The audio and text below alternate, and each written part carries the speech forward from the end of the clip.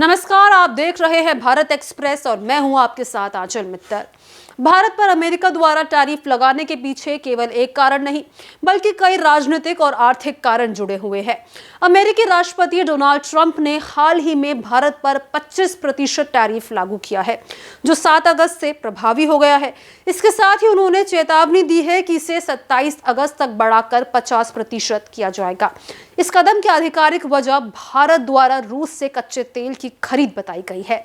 Trump ने इस मामले पर काफी सख्त रुख अपनाया है। उन्होंने स्पष्ट शब्दों में कहा कि जब तक टैरिफ से जुड़े विवाद का समाधान नहीं हो जाता, तब तक किसी भी तरह की वार्ता नहीं होगी। ये बयान ऐसे समय में आया जब अमेरिकी व्यापार वार्ता टीम भारत आने वाली है।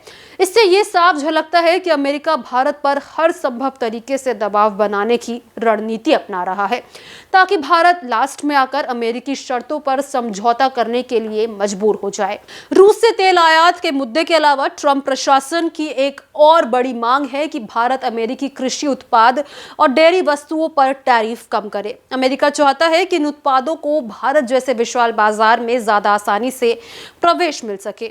हालांकि भारत इन क्षेत्रों को अपनी प्राथमिकता मानता है, क्योंकि ये सीधे तौर पर किसानों और डेयरी उद्योग से जुड़ा है। एक्सपर्ट्स का मानना है कि अगर भारत इस सेक्टर को अमेरिकी उत्पादों के लिए खोल देता है तो इससे घरेलू किसानों की आय पर नकारात्मक असर पड़ेगा। इसी कारण भारत इस मोर्चे पर झुकने के पक्ष में नहीं है। अमेरिका की मांग यह भी है कि कृषि और डेयरी उत्पादों पर आयात शुल्क लगभग 100% घटा दिया जाए। साथ ही वो चाहता है कि भारत रूस से तेल खरीदने में कटौती करे और इसके बजाय अमेरिकी तेल का आयात बढ़ाए। लेकिन भारत को रूस से अमेरिका की तुलना में कई अधिक सस्ता कच्चा तेल मिल रहा है, जिससे ऊर्जा लागत में कमी आती है।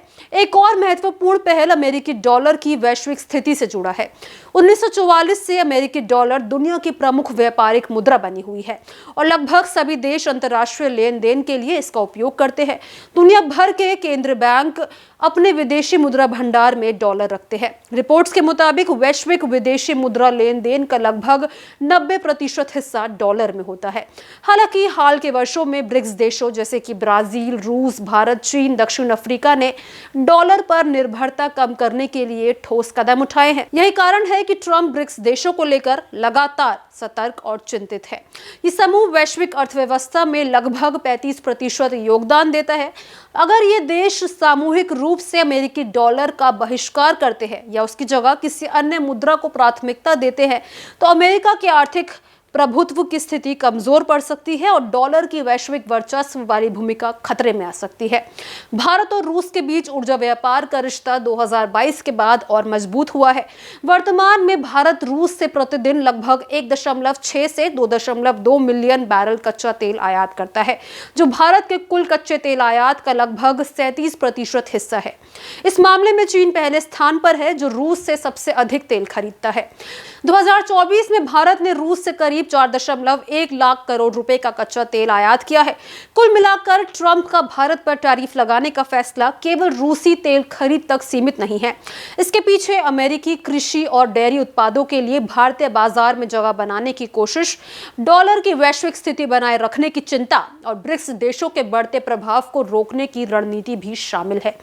ये पूरा मामला केवल व्यापारिक विवाद नहीं बल्कि वैश्विक शक्ति संतुलन की जंग का हिस्सा है, जिसमें ऊर्जा, कृषि, मुद्रा और भू राजनीतिक हित सभी एक साथ जुड़े हुए हैं।